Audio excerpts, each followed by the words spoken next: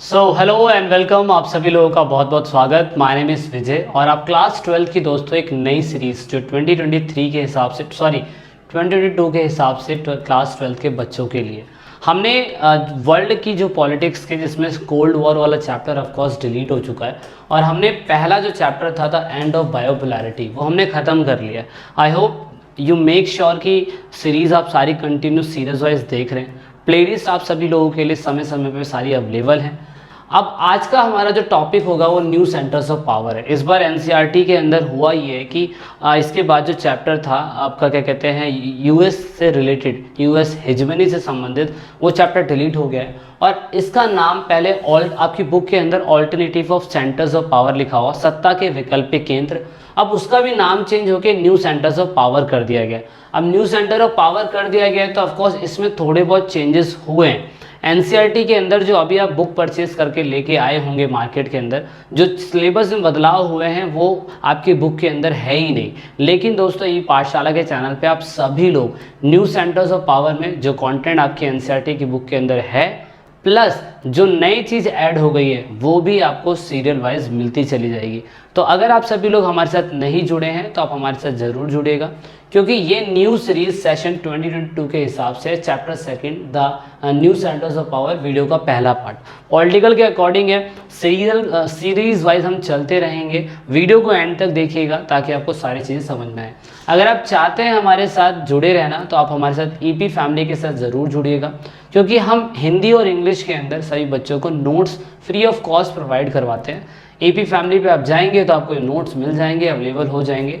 In future हम जो भी क्वेश्चन आंसर्स कराएंगे, जो भी हम प्रैक्टिस सेट पेपर देंगे, वो सभी आपके लिए वैल्यूएबल होंगे और आप वहाँ से डाउनलोड कर सकते हैं, कोई प्रॉब्लम नहीं होगी। एक रिक्वेस्ट, अगर आप इंस्टाग्राम चलाते हैं तो वहाँ पे हमारे साथ जुड़िए ई पाठशाला चैनल पर, क्योंकि उसमें हम आपके साथ लाइव चैट करते हैं, लाइव बातें करते हैं, जिसमें आपको ऑफकोर्स हमारे साथ लाइव जुड़ने से जो भी हमारे लाइव डाउट क्लियर कर सकते हैं हम आपके साथ, वो भी हम आपके साथ क्लियर करते हैं। चैप्टर के अंदर अगर हम देखने की कोशिश करें तो हमें इतना समझ में आता है ये कि जो भी ऑल्टरनेटिव सेंटर्स ऑफ पावर था वो क्या था। थोड़ा सा मैं आपको बैकग्राउंड पे लेके चलता हूँ ताकि आपको कॉन्सेप्ट क्लियर हो जाए कि असल में है क्या। देखो, आप सभी लोगों को पता होगा कि हमने चैप्टर के फर्स्ट में पढ़ा था वर्ल्ड वॉर फर्स्ट के बारे में, देन हमने पढ़ा था वर्ल्ड वॉर सेकंड के बारे में। हालांकि वर्ल्ड वॉर फर्स्ट और सेकंड का जिक्र आपने 9th क्लास में पढ़ा होगा, उसके बारे में मैं आपको नहीं बताऊंगा क्योंकि आपने वहाँ पढ़ा हुआ है, और चाहेंगे आपको अलग से सीरीज़ बनाना तो वो भी आपको प्रोवाइड करवा दूंगा। 1945 में अगर मैं कहूँ कि वर्ल्ड वॉर सेकंड ख़त्म हो गया था तो उसके बाद दो आइडियोलॉजी हमारे सामने चल रही थी, यूएसएसआर की और यूएसए की। इसकी वजह से वर्ल्ड लेवल पर कोल्ड वॉर चल रहा था और कोल्ड वॉर लगभग 1945 से लेके 1991 तक चला था। इस बार कोल्ड वॉर शीत युद्ध का चैप्टर हटा दिया गया था और हमने डायरेक्टली चैप्टर सेकंड को चैप्टर फर्स्ट के नाम से पढ़ा था, और उसके अंदर सिर्फ इतना सा पूछने की कोशिश करी गई थी कि अगर यूएसएसआर ख़त्म हुआ था तो यूएसएसआर क्यों ख़त्म हुआ, क्या परिणाम निकले, और रशिया जब ये बन गया तो इंडिया का यूएसएसआर के साथ कैसा संबंध था और प्लस रशिया के साथ कैसा संबंध है, हमने ये पढ़ लिया था।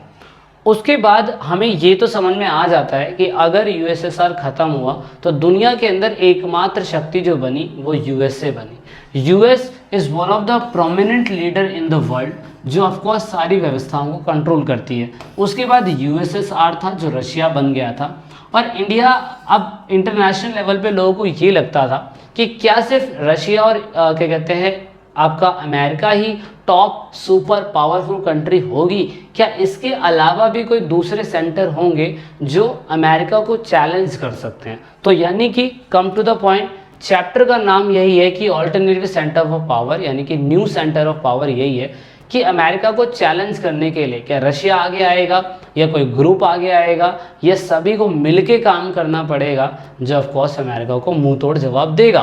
तो समझ रहे हैं, तो इसीलिए इस चैप्टर के अंदर हम सारे पॉसिबल रोल देखेंगे फ्यूचर में होने वाले लोगों के, और उसके बाद जो नई ऑर्गेनाइजेशन बनी है European union, ASEAN, shark, brick, उसके बाद G8, G7, G20, फिर रशिया, चाइना, इजराइल, इंडिया, क्या ये आने वाले टाइम पीरियड में यूएस को क्या कहते हैं पूरी तरीके से मुंह तोड़ जवाब दे सकती है। चाइना तो दे ही रहा है, क्योंकि ऑफकोर्स 2040 तक ऐसा माना जाता है कि China top most powerful nation बन जाएगा। कोरोना लाने के बाद इसने अमेरिका की अर्थव्यवस्था को काफ़ी ख़राब भी कर दिया, लेकिन इन फ्यूचर देखते हैं क्या होता है। आप भी यहीं हैं, मैं भी यहीं हूँ, है ना। तो अब हम शुरुआत करेंगे सबसे पहले एक ऑल्टरनेटिव सेंटर की, जिसका नाम है यूरोपियन यूनियन। यूरोपियन यूनियन का आप नक्शा देख सकते हैं। यूरोपियन यूनियन में यहाँ पे क्या कहते हैं वायलेट कलर में, और साथ में क्या कहते हैं आपका ये थोड़ा सा, मैं कह सकता हूँ कि ये थोड़ा सा ऑरेंज कलर है, लाइट ऑरेंज कलर है। इसमें क्लियर कट ये दिखाया हुआ है कि यूरोपियन यूनियन कोई कंट्री नहीं है। यूरोपियन यूनियन कंट्री का समूह है जिसमें बहुत सारी कंट्रियाँ आती है। तो असल में यूरोपियन यूनियन बना कब, कैसे बना, और ये किस तरीके से चैलेंज कर सकता है अमेरिका को, वो हम देखने की कोशिश कर रहे हैं। जो वायलेट कलर में, बैगनी कलर में, उसमें 14 राज्य हैं। उसके बाद क्या कहते हैं न्यू मेंबर्स बाद में जुड़े, जो ऑफकोर्स यूएसएसआर ख़त्म हुआ था, तो उसके बाद जो कंट्रियाँ आज़ाद होती चली गई थी वो कंट्रियाँ यूरोपियन यूनियन का हिस्सा बन गई थी। तो दोस्तों सेकेंड वर्ल्ड शैटर्ड इकोनॉमिक क्या कहते हैं यूरोपियन यूनियन की है। द्वितीय विश्व युद्ध सेकेंड जो हुआ था हमारा 1939 के अंदर, उसके बाद 45 तक चला था। तो आप नोटिस करेंगे कि यूएसए से संबंधित और यूके के साथ बहुत सारी कंट्रियां थी जो ऑफकोर्स रोल निभा रही थी वर्ल्ड वॉर सेकेंड में। लेकिन क्योंकि वर्ल्ड वॉर सेकेंड का ऑफकोर्स इम्पैक्ट आपको पता है कि ब्रिटेन के ऊपर हुआ था, इसीलिए उन्होंने हमारी इंडिया के अंदर आज़ादी भी दे दी थी। नहीं तो मेरे ख्याल से मुझे नहीं लगता कि आज़ादी हम लोगों को मिलती, लेकिन उन्होंने आज़ादी हमें दे दी थी। आज़ादी देने के बाद क्या हुआ कि इन सभी लोगों ने आज़ादी देने के बाद क्या किया, इन सभी लोगों ने फाइनली देखा कि हमारी अर्थव्यवस्था खराब हो गई।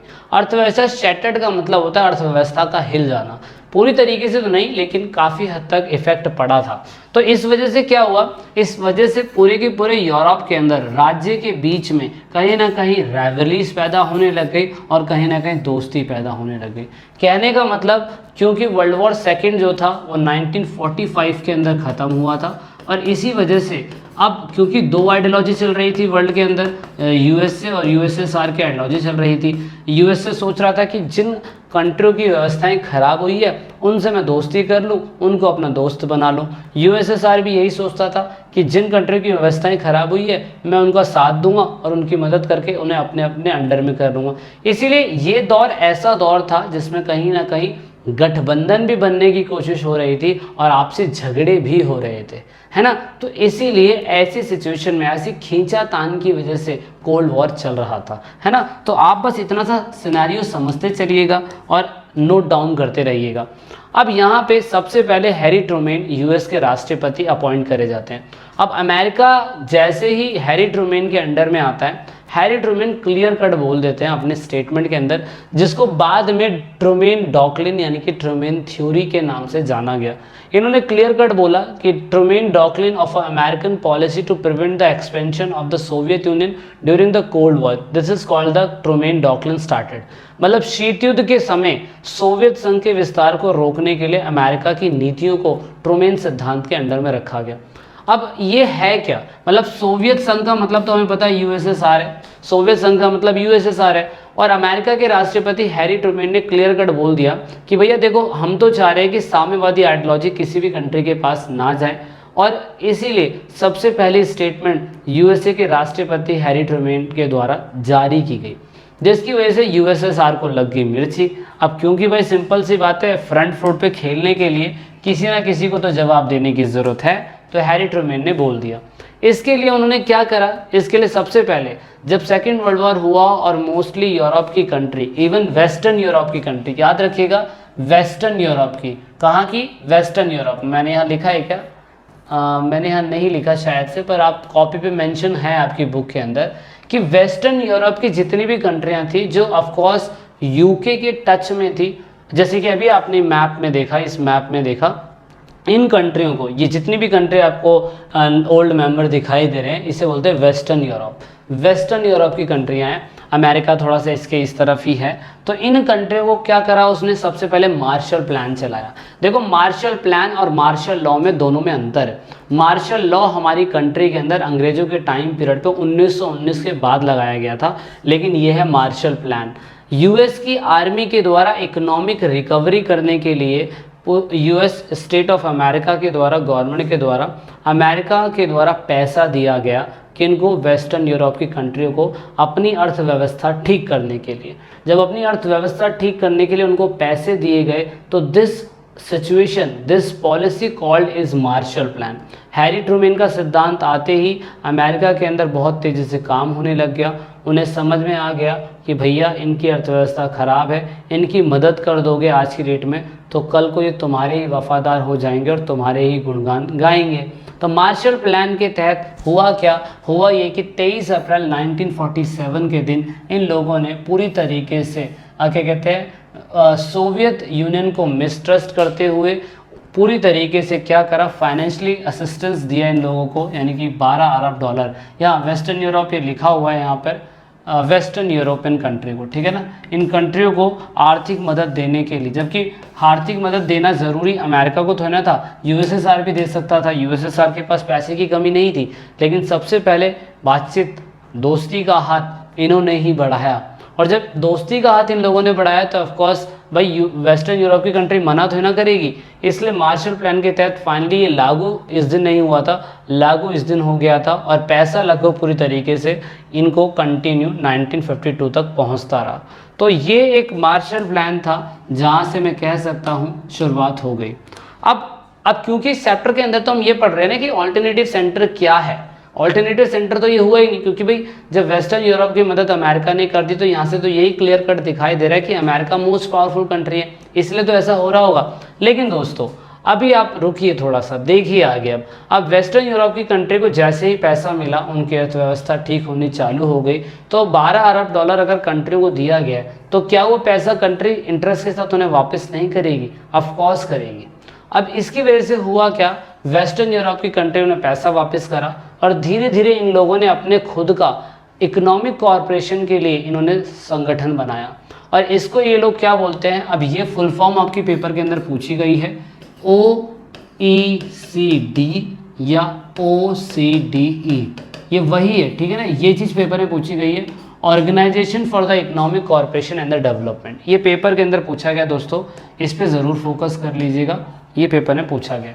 Organisation for the economic corporation and development ये 1948 के अंदर बनाया गया था। इसका मेन मकसद यही था, इसका हेडक्वार्टर पेरिस फ्रांस में है, 36 कंट्री इसमें मिली थी, जिसका मेन मकसद यही था आपस में, ये किसी से पैसा नहीं लेंगे, आपस में एक दूसरे की मदद करने के लिए इकोनॉमिक कॉरपोरेशन करते रहेंगे। ये बहुत बड़ी बात थी जो इन्होंने इस पर फोकस करा, जो ऑफकोर्स इन्होंने करना चाहिए था, इन्होंने करा। इसका मेन मकसद था कि ऑफकोर्स इनका आर्थिक मदद करना एक दूसरे को। उसके बाद जैसे कि यूएनओ एक बहुत बड़ा काउंसिल है, यूएनओ एक बहुत बड़ा काउंसिल है, सभी को पता है।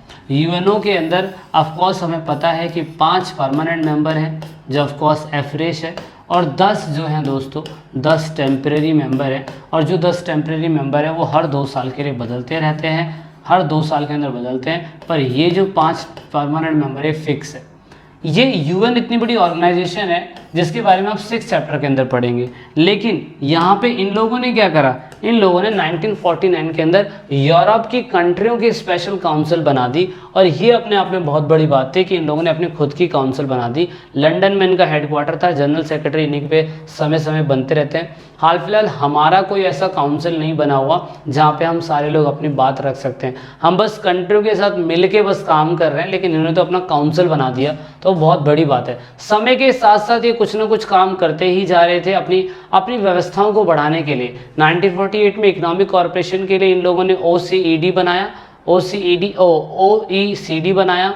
उसके बाद इन लोगों ने तुरंत ही काउंसिल बना दिया जो ऑफकोर्स यूरोपियन यूनियन की तरह ही काम करती थी, इनके जनरल सेक्रेटरी हेडक्वार्टर सारे थे। उसके बाद इन लोगों ने इकोनॉमिक कम्युनिटी बना दी 1957 के अंदर। देन फिर फाइनली 1992 के अंदर इन्होंने मैस्ट्रिक्ट ट्रीटी के साथ संधि करी, और मतलब माकसम खाई एक तरीके का मैं बोल सकता हूँ। ये साइन करी गई थी 1992 के अंदर, लेकिन इफेक्ट में आया 1993 के अंदर। इसको समय समय पे इसमें अमेंडमेंट लाए गए, treaty of Amsterdam, treaty of Nice, treaty of Lisbon. Treaty of Lisbon आपके लिए इंपॉर्टेंट है, वो जब आगे वीडियो जाएगी तो मैं आपको बताऊंगा कि ट्रीटी ऑफ लिस्बन क्या है। लेकिन बस आप इतना मान के चलिए कि 1947, 48, 57 और 1992 इन लोगों ने फाइनली फॉर्मेशन कर दिया यूरोपियन यूनियन का। यूरोपियन यूनियन जो ऑफकोर्स अपने 12 सितारों को रिप्रेजेंट करता है, सोने के रंग के सितारे जो यूरोप की एकता और मेल मिलाप को दिखाता है, जिसका मतलब यहाँ पे पूरी तरीके से एकता में जुटे हुए हैं। तो 12 जो है उनका लकी नंबर माना जाता है, दैट इज़ वाई ये ऐसा झंडा इन लोगों ने बनाया। अब यूरोपियन यूनियन इतना पावरफुल बन गया कि इन लोगों ने स्पेशली साइन कर दिए। साइन करने के बाद फाइनली इन लोगों ने समय समय पे चीज़ें करने लग गए। अब ये टाइमलाइन ज़रूर पढ़ लीजिएगा। टाइमलाइन क्यों पढ़ लीजिएगा? क्योंकि अभी मैंने आपको बताया कि 1957 में इन लोगों ने क्या कहते हैं संधियाँ कर करके नई नई चीज़ें बनाई। और मैं क्या कहता ट्रीटी ऑफ लिस्बन ज़रूरी क्यों है आपके लिए? देखो, फरवरी 1992 के अंदर यूरोपियन यूनियन ने मैस्ट्रेट ट्रीटी साइन करी। मैस्ट्रेट कहाँ पे है मुझे कमेंट करके ज़रूर बताइएगा, एक जगह का नाम है, वहाँ पे इसे साइन करा गया। वेस्टर्न यूरोप की किसी कंट्री का प्लेस है ये, उन्हीं कंट्री के अंदर इसे साइन करा गया।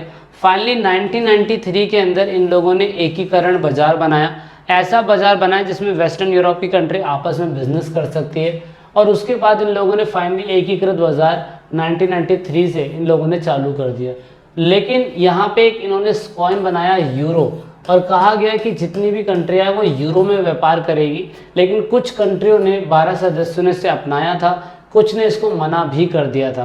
देन 2009 के अंदर ट्रीटी ऑफ लिस्बन हुआ था। इसका मतलब सिंपल शब्दों में ये था कि अगर कोई राज्य क्या कहते हैं आपका उनसे अलग होना चाहता है, किनसे, यूरोपियन यूनियन के मेंबर से अलग होना चाहता है, तो वो अलग भी हो सकता है। तो उसमें से 2009 के अंदर जब ट्रीटी ऑफ लिस्बन बना था तो ऐसा कहा जाता है कि उस टाइम पीरियड के अंदर 2016 में ब्रिटेन अलग हो गया था। यानी कि 1992 के टाइम पीरियड पे ब्रिटेन उनके साथ था, लेकिन 2016 के अंदर ब्रिटेन उनसे अलग हो गया था ट्रीटी ऑफ लिस्बन के बाद। तो ये याद ज़रूर रखना। दूसरा ये याद रखना कि 2013 के अंदर क्रोएशिया 28वीं कंट्री बनी थी जो ऑफकोर्स यूरोपियन यूनियन का मेंबर बनी। ये याद रखिएगा। टोटल मेंबर जो है दोस्तों वो 28 होने चाहिए थे, लेकिन अब 27 ही बचे हैं। अभी कोई नया जुड़ा हो तो मैं नहीं कह सकता, डेटा बदलता रहता है, बट यूरोपियन यूनियन ने इतना सब कुछ कर दिया जो अपने आप में बहुत बड़ी बात है। इतना बेसिक अगर आप याद रखेंगे तो फिर आपको चीज़ें याद रहेगी। अब यूरोपियन यूनियन की खासियत क्या है? उनका कैपिटल है, उनके 28 स्टेट हैं जो अब 27 हैं। इनका अपना खुद का गाना है, इनका मोटो है कि साथ में जुड़े रहेंगे। इनकी आपस की खुद की करेंसी यूरो है। 2012 में इनको नोबेल पुरस्कार भी मिला था जो अपने आप में बहुत बड़ी बात है। मैस्ट्रिक्ट ट्रीटी के साथ नीदरलैंड में इन्होंने साइन कर लिए थे। और उसके बाद इनका इकोनॉमिक और पॉलिटिकल बहुत दबदबा था। ये एक नेशन स्टेट की तरह काम करते थे। इनका खुद का फाउंडिंग डेट था, एंथम था, और ऑफ कोर्स इनकी खुद की करेंसी थी। इवन मैं कह सकता हूँ कि इनकी फॉरेन और सिक्योरिटी पॉलिसी अमेरिका के कंपैरिजन में बहुत इंपॉर्टेंट थी। हाँ, क्योंकि इन्होंने कम्युनिटी बनाई थी इसलिए इनका अपना खुद का कोई कॉन्स्टिट्यूशन नहीं था।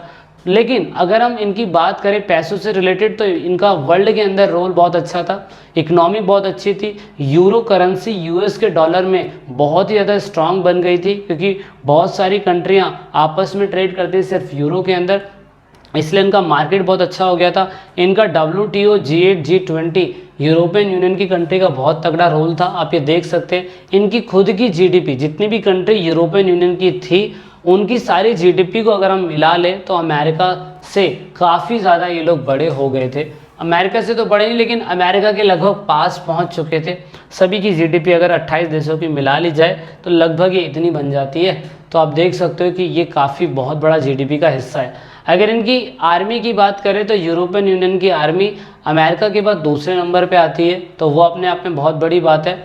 यूरोपियन यूनियन की 2016 से पहले एक खास बात ये थी कि यूरोपियन यूनियन के अंदर जो सदस्य देश थे उसमें आपका क्या कहते हैं ब्रिटेन और फ्रांस हैं। पेपर में आप ज़रूर लिखिएगा कि ब्रिटेन और फ्रांस है, ये मत लिखिएगा कि 2016 के अंदर ब्रिटेन अलग हो गया। तो अगर ब्रिटेन और फ्रांस उनके साथ थे यूरोपियन यूनियन में तो मैं कह सकता हूँ UN के अंदर इनका परमानेंट काफ़ी अच्छा दबदबा भी था, जो बहुत बड़ी बात है। अब क्योंकि दो अगर UN मेंबर इनके साथ हैं तो ऑफकोर्स न्यूक्लियर पावर भी इन पर काफ़ी अच्छा होगा, ये ज़रूर याद रखिएगा। यहाँ पर मैंने लिखा होगा कुछ, यहाँ पे ये लिखा होगा मैंने कि यहाँ पे इन लोगों ने स्पेन और पुर्तगाल को भी यूरोपियन सदस्य में शामिल करा था, तो बहुत बड़ी बात है। तो इस हिसाब से इन लोगों ने आपस में क्या कहते हैं कम्युनिकेशन टेक्नोलॉजी के लिए इन लोगों ने ये बनाया था European Union agency for the space programme. European Union के सारे सदस्यों ने मिलकर स्पेस प्रोग्राम बनाया। ये सारी उनकी अच्छी बात है, लेकिन ऑफकोर्स उनका कुछ वीकनेस भी था।